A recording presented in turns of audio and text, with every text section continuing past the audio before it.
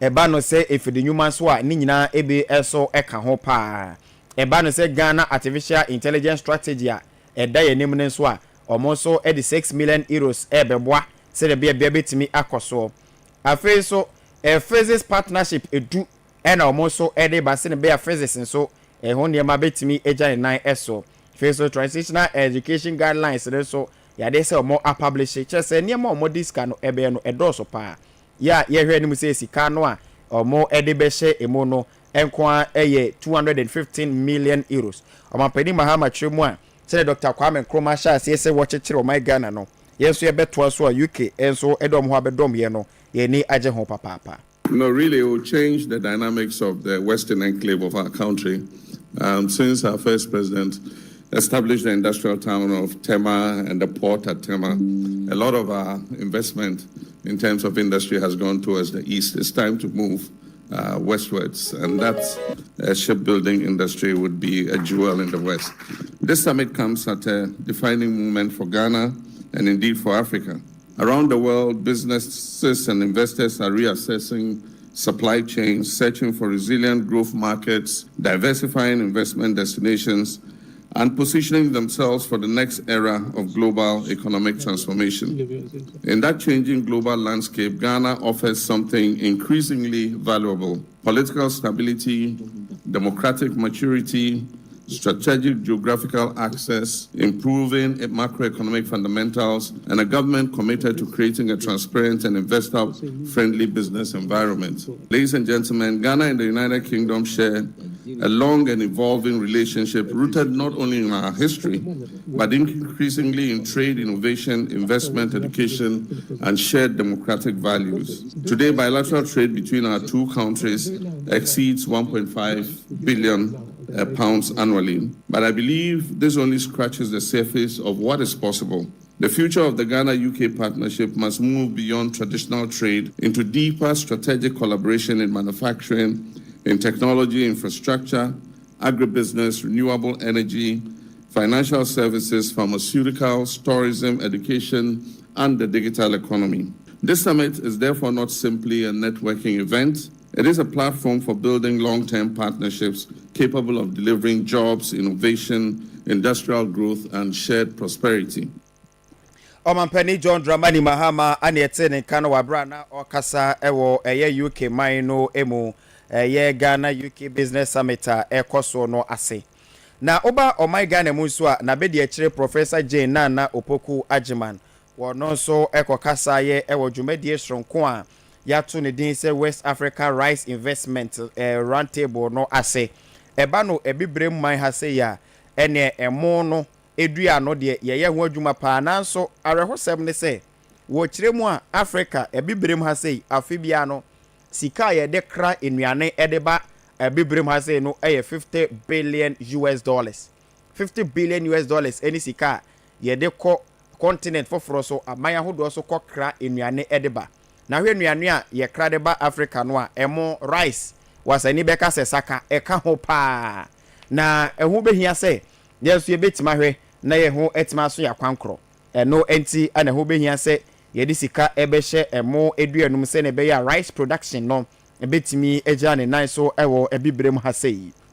wo kire se ohwe ehawo no a ewo sisi eno a enye se bia ye dua emo no keke na momo no se ne be ya ebetimi enye sika dia hyemu edadanda ne ani ama kwawe a ye no so betimi akọ enkan ama ene esika bebre atuma bemu na etimi ate ebreso ama aduane so abusuo no eho ana wasi eduro na ye kodomo ni mpo na se ye ni fidie de bedane dane ani a na ne ekoya na se baaye eno nti no wakwakwa omampani abede akire wo omai Ghana mu a ene so ka ebibiman ho no na obesrada se ye nyina betimi ye ben akobenkro mu na etimetu sa na mo no se ne be ya $50 billion de credit ane ba Africa ya emo edoso wo mu pa no so no ye betimi ahwe esi ano. Professor Jane Opoku Ajiman ekasa won Kremantemu. Trade, tariffs, and geopolitical tensions have reminded the world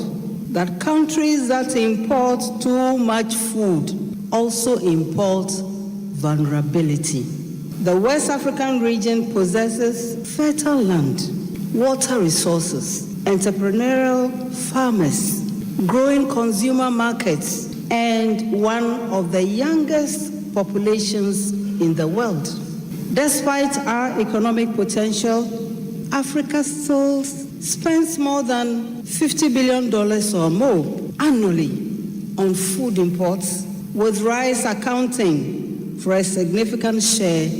of that import bill. Rice has become one of the most consumed staple foods across West Africa, with demand rising rapidly, and West Africa alone imports millions of tons of rice every year.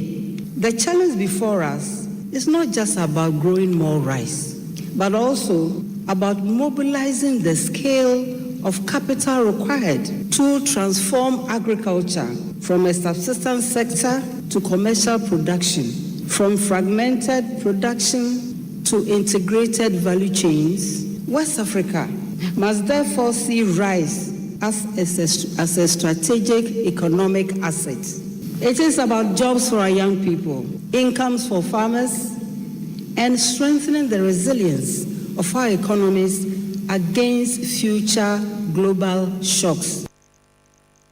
Ghana Yemampeni Abedi Echere Professor J. Nana Opokwa Jman Wabra no Kasa Ewo African Rice Production Summit no Aseno Ena Yetini Ken. Na udwadi chemu TV do mantemu a abusuya ehonom no kamia koyese sisi no makidnapeo macheno machemo dehye no feska no yakoso na police for eso etuso anamo papa. Northern Regional Police Commander DCOP Wisdom Lavoy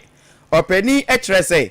na say sa kidnapping no a man no homene so ewo ho no o man na so kra omo so etimi etuso anamo ye ka say enipa nan ena court ahyese omonkoda efiase emfinhia no enwotwe eni emrantie no ene Haruna Seidu Osman Sambo Amadu Aminu ena afi so Hoyifi Amadu omo enipa nine we say no yesi omonkoda prison 8 years na omosan so nye adwumaden emfa enka ho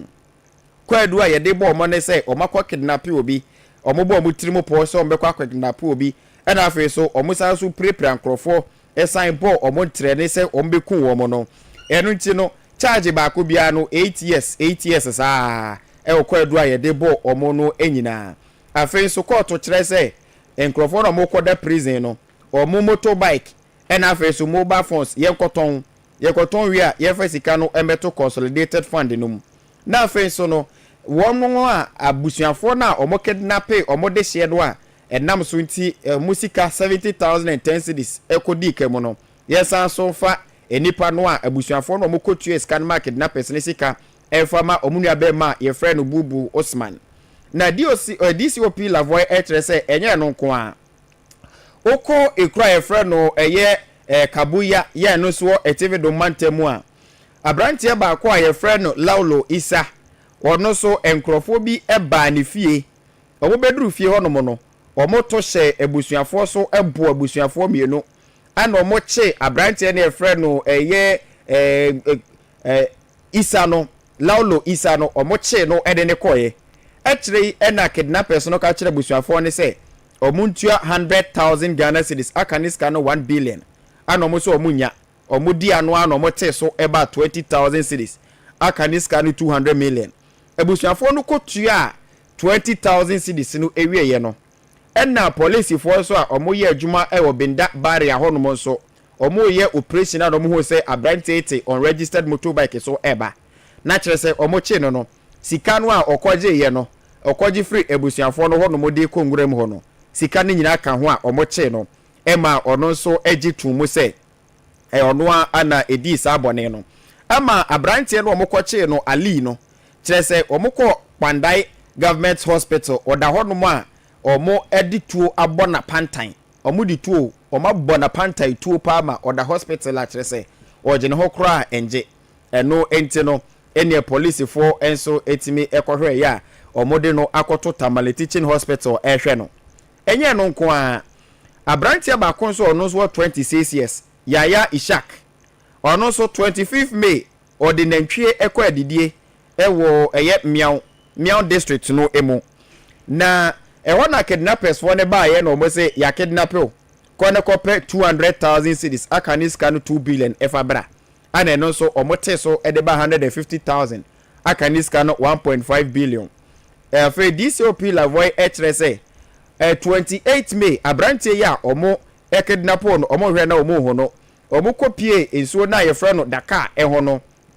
ewo eye nakpa empotem ho no ana omo hu se omo abonituo ewo ne kokoso ema wa hwere ne nkwa ewo ensuo no eho awo mo sanso di chain ato ne kon enti sa abrantie no a ode nantwie ko ededie na omo koche no ewo kwae mo ho de chesenya de se otimi enya ne nkwa etinya de se omo da sokora won ma omaya omadwen se northern region hono no omo ebekwa akwa kidnapping omo cheche nkrofo wo nwura mu ni fie edi to trasa moji sika no obie no hono obefa no ho adi ebra no eno mu nyina bedi DCOP Lavoy enie